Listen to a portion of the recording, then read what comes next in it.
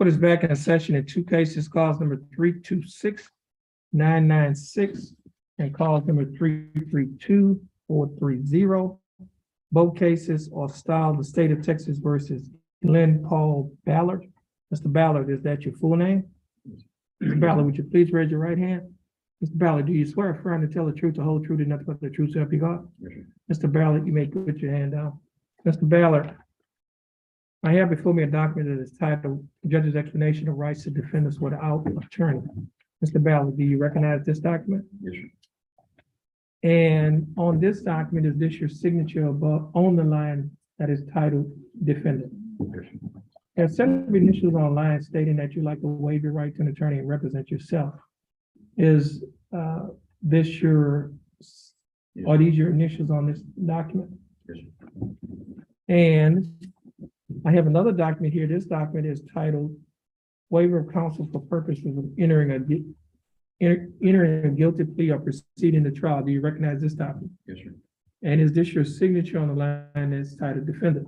Yes, sir. Now, Mr. Ballard, before you signed and initialed all of these documents that I've just mentioned, did you read the documents? Yes, sir. Did you understand what you read? Yes, sir. And is everything in these documents true and correct to the best of your knowledge? Yes, sir. Okay, Mr. Ballard.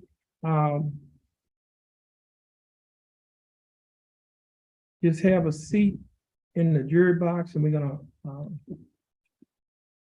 have someone from the district attorney's office come down and talk to you.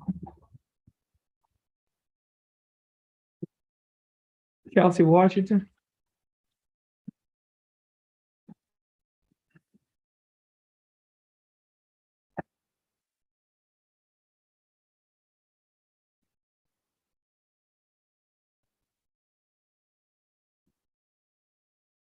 Court is in session in two cases.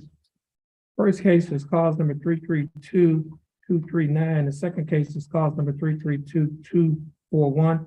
Both cases are styled the state of Texas versus state of Texas versus Chelsea Washington.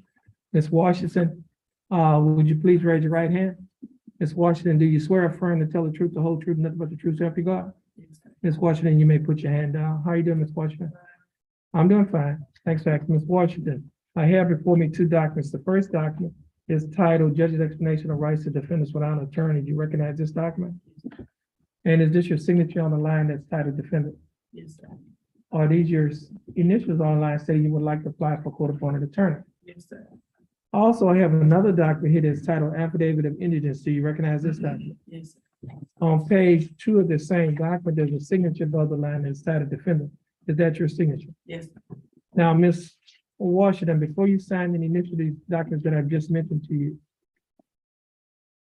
did you read the documents? Yes, sir. Did you understand what you read?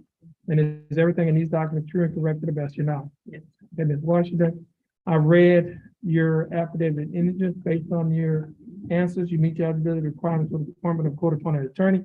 An attorney that will be appointed to represent you in this case is Attorney Giles Cole. Now, Ms. Washington, you've been handed a document that is titled Standard Bond Conditions in County Court at Law Number 2. Did you read that document? Yes, sir. Now, I will go over this document with you again. And it reads, following arrest and accusation in County Court at Law Number 2 of Jefferson County, Texas, all bail bonds executed for release of any defendant named herein are ordered subject to the following additional conditions. Number 1, the defendant shall commit no offense against the laws of this state, any other state, or of the United States. Do you understand that condition? Condition number 2, the defendant shall submit to testing for drugs and alcohol at any time as directed by the court. The court may revoke the bond and order the arrest of any defendant who, A, refuses to submit to a test for drugs and alcohol when directed to do so by the court, or B, submit to a test for drugs and alcohol, and the test indicates the presence of drugs and alcohol in the defendant's body. And that's pursuant to the Texas Code of Criminal Procedure, Article 17.44, Section A2 and Section C2. Do you understand that condition? Yes, sir. And condition number 3, the defendant shall now communicate either directly or indirectly with the alleged victim of the pending offense.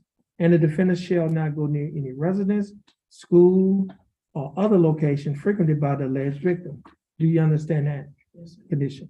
Now, Ms. Washington, if you violate any one of these bond conditions, your bond can be revoked If your bond is revoked, the warrant for your arrest, you'll be placed in the Jefferson County Jail.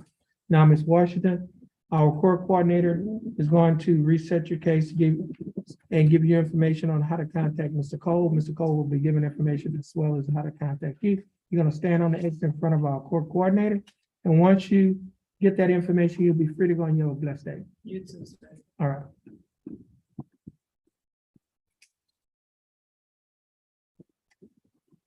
Court will be in recess.